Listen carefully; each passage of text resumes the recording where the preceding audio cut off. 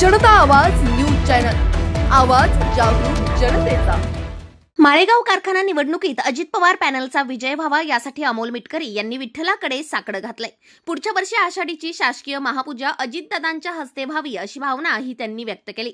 पंढरपूरच्या विठ्ठल दर्शनाच्या टोकन व्यवस्थेत अनेक त्रुटी आहेत। टोकन दर्शन रांगेत अस्वच्छता, मंदिरातील गैरकारभार याबाबत आमदार मिटकरी यांनी नाराजी व्यक्त करत पंढरपूरच्या मंदिर समितीबाबत विधानसभेत आवाज उठवणार असून आषाढीपूर्वी पंढरपूरची विठ्ठल रुक्मिणी मंदिर समिती सरकारने बरखास्त करावी अशी मागणी आमदार अमोल मिटकरी यांनी केली आहे। मी भक्त म्हणून माझं साकडं पांडुरंगाला घालण्याचा मला अधिकार आहे।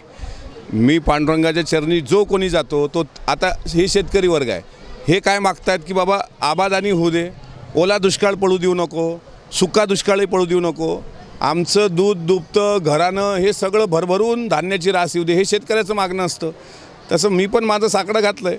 आता राजकीय दृष्टिकोनातून साकडं घालताना मी माझ्या नेत्यांनी महाराष्ट्राचं सारथ्य करावं आणि त्यांनी पांडुरंगाची शासकीय महापूजा करावी एवढं मागणं मागितलं असेल तर पांडुरंग तो ऐकेल। आता काय उलथापालथ होईल हे शेवटी मर्जी पांडुरंगाची। टोकन दर्शन सिस्टीम काय आहे हे पाहण्याकरता मी स्वतः टोकन दर्शन घेतलं।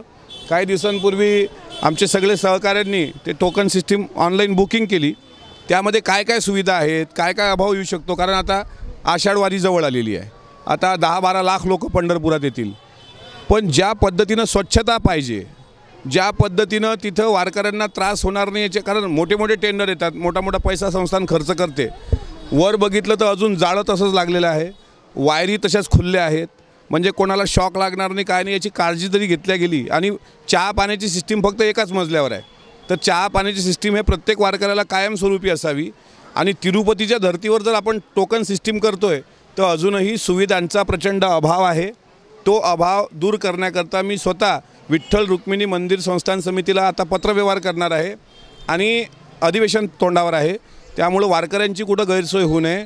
सहज एक मात्र नक्की झालं की 20 तास जे दर्शन रांगेत लागतात आणि जो त्रास होतो ते सहज सुलभ त्यांना, म्हणजे फॅनची व्यवस्था वगैरे आहे, पण स्वच्छतेचा अभाव मात्र अजूनही आहे। बऱ्याच लोकांना तंबाखू खाऊन थुंकण्याचा म्हणजे सवय असते।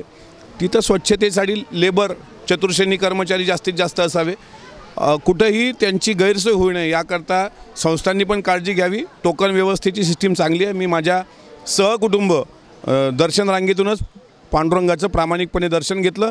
VIP कल्चर मला असं वाटते जरा बाजूला ठेवली तर लोकांनाही वाटेल, जनतेला, की बाबा आम्ही पण भक्त आहो ना, हे काय लय श्रीमंत भक्त, म्हणजे लय स्टँडर्ड भक्त, यांना कुठलं शिंग फुटले होत, शेवटी आम्ही पण हाडामासाची माणसं आहेत। जनता आवाज न्यूज चॅनल, आवाज जागरूक जनतेचा।